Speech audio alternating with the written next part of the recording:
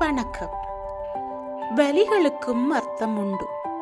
சில நேரங்களில் நம்ம வாழ்க்கையில் நடக்கிற போராட்டங்களுக்கு எந்த அர்த்தமும் இல்லாத மாதிரி தோன்றும். ஏன் எனக்கு மட்டும் இவ்வளவு வலி எதற்காக?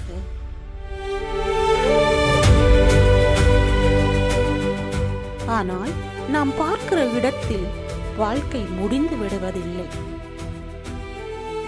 நம்மால் தாங்கப்பட்ட ஒவ்வொரு போராட்டத்தையும், நம்மை உடைத்த ஒவ்வொரு வலியையும் இறைவன் அமைதியாக கவனித்துக் கொண்டிருக்கிறார். இன்று உங்கள் கண்ணீரில் ஆழ்த்திய ஒன்று நாளை உங்கள் வலிமைக்கான காரணமாக மாறலாம். அதனால் உங்கள் வாழ்க்கையில் நடக்கும் ஒவ்வொரு போராட்டத்தையும் வெறுக்காதீர்கள். அது உங்களை உருவாக்கி கொண்டிருக்கிறார். ஒவ்வொரு வலியையும் ஒரு பாடமாக பாருங்கள்.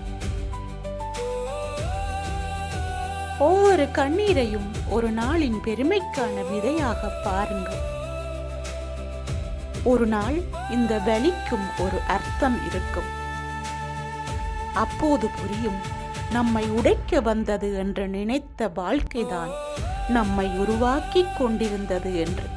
நன்றி.